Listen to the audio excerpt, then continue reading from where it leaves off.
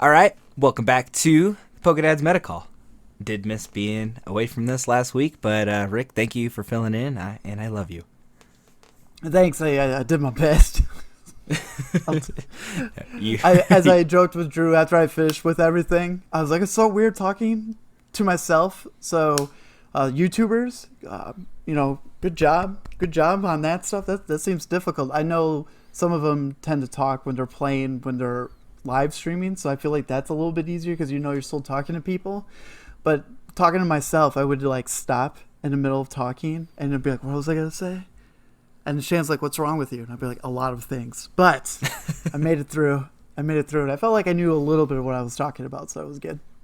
No, absolutely. You must listen to the pod. I try.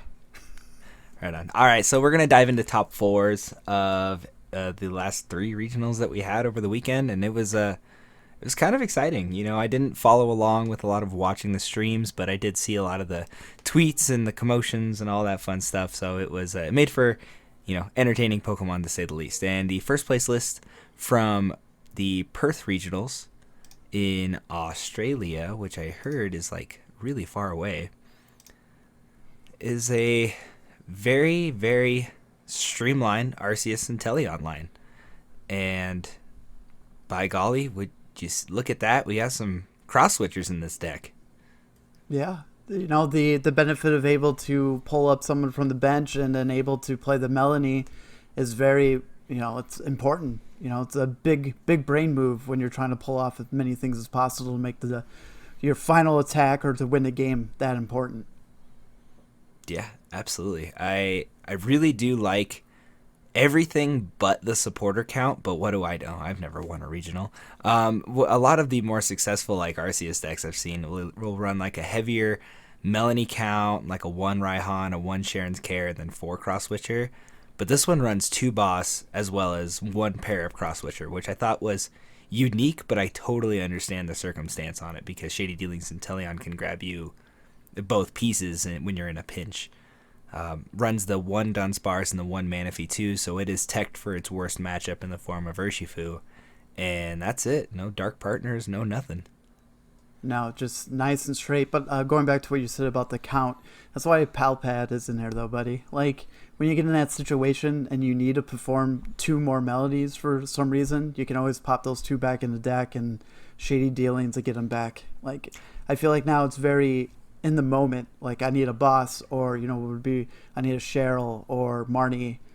You just pull it out with a Palpad that you could search with Shady Dealings. And I was more or less referring to just streamlining a specific type of draw supporter.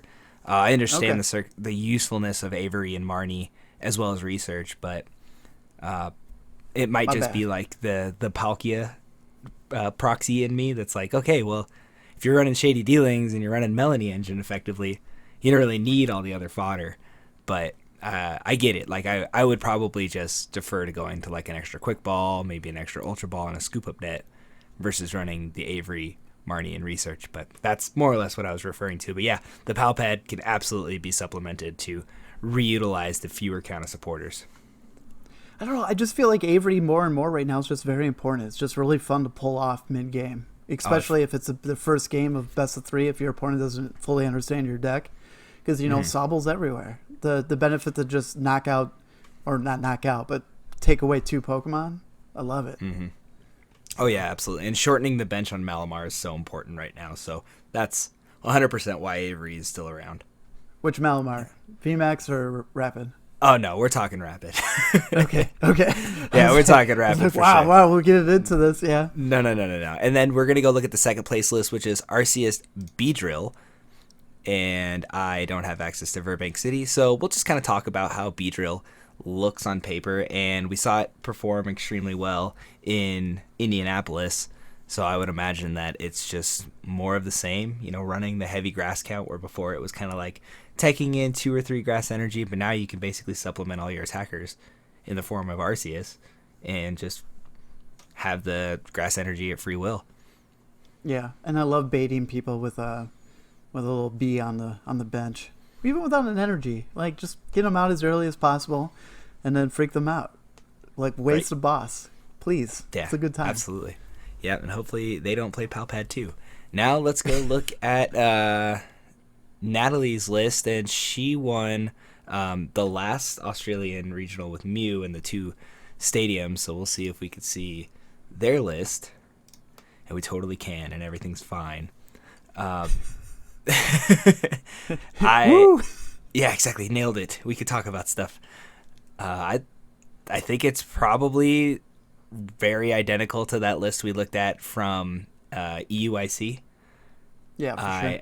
I do really like the Raihan. I know a lot of people are scared to kind of put that in and around, but it's so useful. Like, you only run 2 training courts, so if you get those 2 stadiums bounced, there's no way to promise the attachment after the mustard other than praying. So if you have the ability to mustard the turn before and then Raihan the turn after, if you're baiting that B, it's just so useful, and you can go grab any card you need out of the deck to potentially turn Beedrill into attacker. And I've seen a lot of people clap back at the Hoopas on the field because with Choice Belt, Beedrill with its other attack bodies that too, which is super sick. Yeah, no, I agree. It's very similar, but I think it also just goes by preference. I know Rayhan is super powerful. I'm a believer because of you. I feel like every time I make a deck, I'm like, just throw a Rayhan in it. Why? Just do it. This is gonna be good. What you get to accelerate, you grab whatever card you need. It's a little fun time, but a little different too. Like, you're looking at these top 3s, and B's been popular, especially the next term we're gonna get into how popular the B's were in the top 8. I'm surprised that the other 2 decks above this didn't play the Umbrella. What's the Umbrella's correct name? It's the Big Parasol. Yeah, Big Parasol. You saw that in the States, and that card was all over the place. It was insane. Yep, I know, and a lot of Mews are like, oh yeah, I could tech that in, but on your turn 1, you're like, well, do I get rid of it with Cram-O-Matic, or do I use it to not die to bees? Like, there's so many options. It's like no. I don't know what to do. All right, and then the 4th place list is Mew VMAX, and we don't have an image of that, but just picture a deck with 4 of everything. With 1 Marnie. Yeah, with 1 Marnie. That seems to be pretty consistent with a lot of the these marathon Mew decks, if you will. And then I saw a Marnie over the weekend, though, with not Marnie. I saw a Punkaboo in one of the decks recently too. So I was like, what's going on here? Yeah. I've seen that too. I saw him put the Pumpkaboo and a 1 of Scoop Up Net in there too, and I almost like that specifically because if you want to draw more cards and you're like, Oricorio's not doing it for me, I could win if I draw into my boss. They scoop up their Oricorio and put down another Genesect. It's like game over. Like, I like that play a lot. But we will go and take a gander at the Lille Regionals, and Stefan Ivanov, man. If you follow expanded Pokemon Twitter very heavily, this dude has a very, very tight presence on that specific division of Pokemon. But this dude was an ultra competitive player in 2019 when I first started, and I very, very much so wanted to play like this guy, but I have nowhere near the IQ that this dude does when it comes to building as well as just playing the meta. I like that his deck is like English and then also in his foreign language. Yeah. That's German. I don't know. Seem angry. The cards seem angry, so I assume it was German.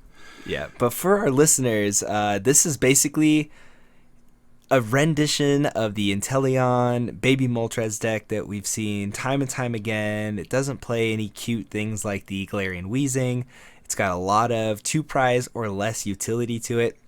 And by that I mean it literally only one Galarian Zapdos V, and everything else is single prize. Something spicy you see in this list, Rick? I know you want to talk about it.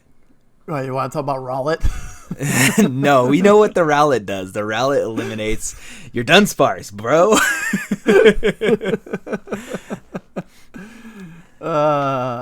It's the Leon. I know. The one card that's like, covering everything else was like, oh, okay, we got this.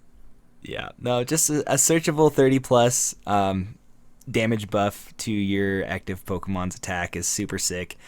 It's probably not the most heavily used card, but I can see if you need to pull off the Galarian Moltres just one turn earlier, as opposed to waiting for one more prize going down, I could see the Leon being very, very effective in that specific instance. Other than that, man, this is just a single prize Shady Dealings utility box, man. It's sick. Let's give a shout out of not playing the rarest of rarities in this deck. Oh no. This looks like they dumped out a bulk binder and were like, yeah, Shady Dealings plus all of this and I'm gonna win. And he did. And he's like, I won. Absolutely. No. So GG Stefan. That's super sick. And then this Gyarados list, and I kind of had to piece together what this Gyarados list looked like. It's really taken the meta by storm because there is just no electric attacker worthwhile in the format as of right now. So Gyarados gets to do whatever it wants as long as you don't hit it for more than 330 damage. Yeah, as I talked about last week, but not a full talk because Drew's not here. We saw a little creeping of it back in Salt Lake. It finished, I think, in the top 60s, or was it top 30s? I think it actually made top 32 somewhere. Yeah, it's fun. I like it. I just feel like it's very situational because you could take this Gyarados deck and not see one Inteleon deck, and you're like, "Fuck, what did I do here?" Right. Like, no, it's kind of funny. It's one of those decks that has like a 55-45 matchup against most of like the top meta decks, especially Arceus decks, because Arceus does not have the capability to take one-hit knockouts on Gyarados VMAX in any way, shape, or form. And a lot of those decks that are relying on Shady Dealings to pull off the Bs or just, run it as Arceus Inteleon with multiple utility in any fashion, just gets immediately shut down. So because the field is so heavily Arceus, this might be one of the more powerful variants of it, but it's so circumstantial because if you prize one memory capsule, you're in for a bad time. If you prize two memory capsule, you might as well not put down Gyarados at all. Let's go Arceus.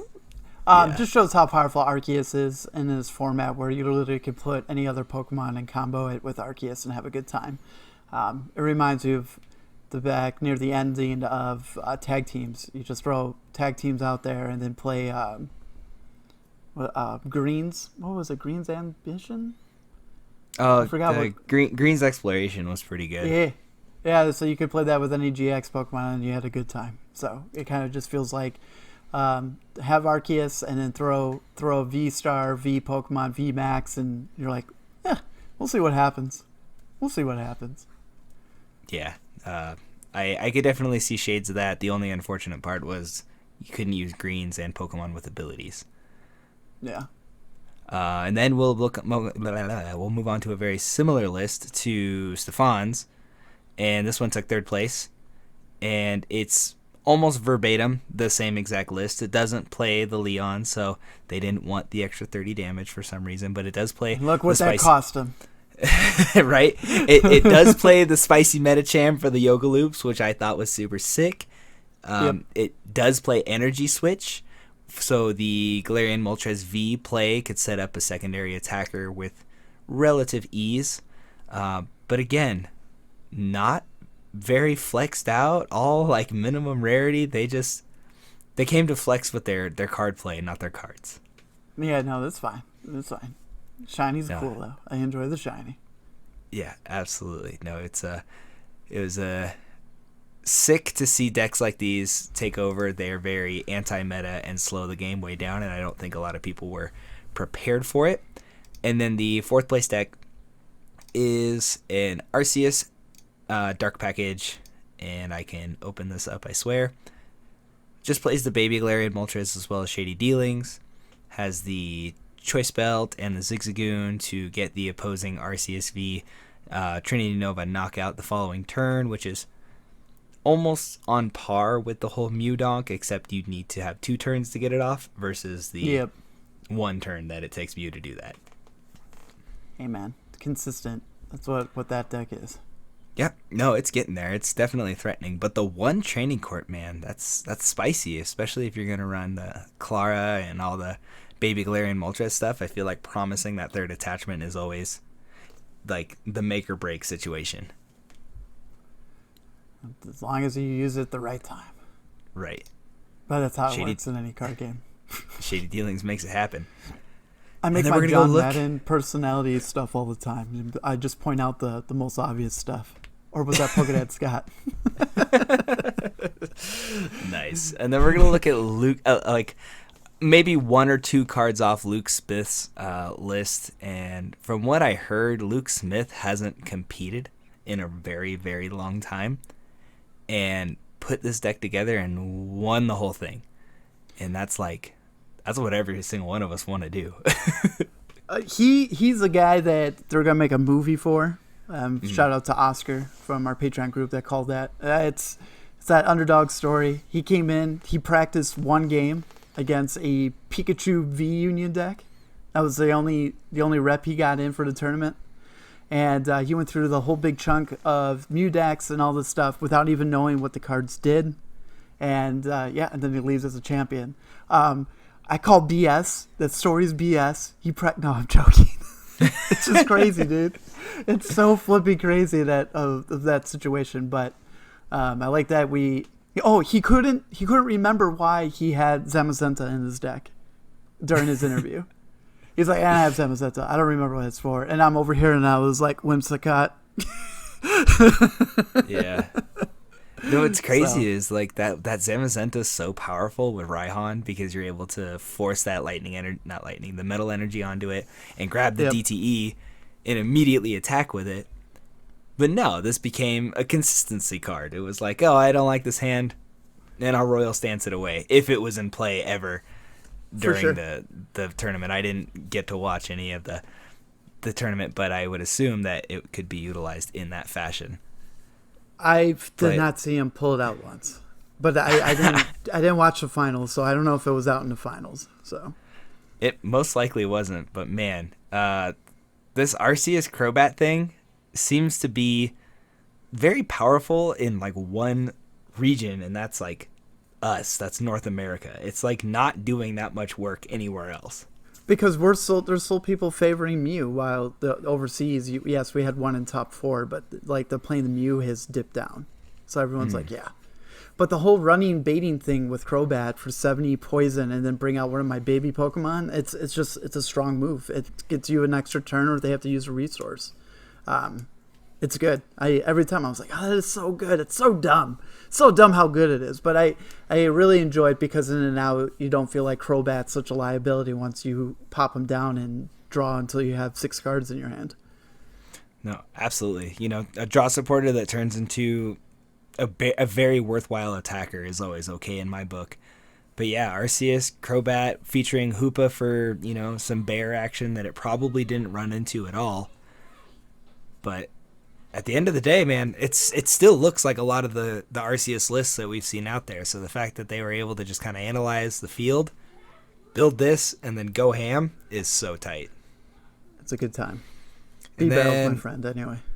Absolutely, I agree. And then we're going to go look at Peter's Beedrill list, hopefully, if it's not on Facebook.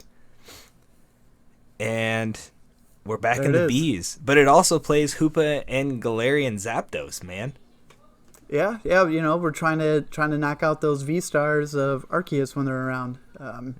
It's a fun little. They talked about it that hid the fighting energy for so long in certain matches, and then they could get to game 3, and then someone puts on that fighting energy, and their eyes get wide, and they're like, no, am I gonna see a Zapdos? And then the Zapdos shows up, and they're like, son of a bee. That's my favorite part. That's my favorite. You part. only need one, and that's the best part. Yep. Yeah. No, I like it, man. I think, it's a really strange shady line too, because it's 4 Sobble, 3 Jezile, 1 Inteleon, which we saw pretty reoccurring in what was it, EUIC? Yeah. But this probably has to be one of the most abbreviated shady lines that we've seen over in this neck of the woods. Yeah, they're just really just focused on the Drizzile, and then at a certain point, like, I'm going to have to shady deal with Talion at least once, and then they go for it. But see, look how nice this bling looks. Outside of not the choice belt being gold, they can. Well, they'll get there. It's okay. Yep, absolutely. The next, I think, in Vancouver, you can play all the Flex reprint cards. So we'll see the shiny paths, the shiny belts. It's gonna be so. What's funny though, I'm more excited about Full Grip this weekend than I am for Vancouver. No offense to anyone that's playing in Vancouver. I hope you guys have a good time, but I really want to see what people are gonna pull out of their butts for that tournament. So. Oh yeah, no, that's gonna be exciting. It's gonna set the tone a lot like Arceus Duraludon did at the previous Full Grip one. And then have everyone go, it's not that good, man. Just play Delmise. I do like Delmise. It's actually pretty sick. Yeah. But yeah, we'll go look at the third place Arceus and Telly Online. And Spicy Fan of Waves always makes me happy. Yep. Yeah, I think it's a fun tech. This is like a really, really common core for a lot of like the items and supporter count in an Arceus deck, like the one rod to prevent the echoing horn, the one fan to deny potentially the next turn Trinity Nova from your opponent, or just denying a Fusion Strike energy, one choice bell, and then the Clap Stadium plus 2 path. It's like super cookie cutter, but it's so effective. And the 2 Sharon's Care to be able to just kind of bounce that energy plus the big charm around is pretty sick.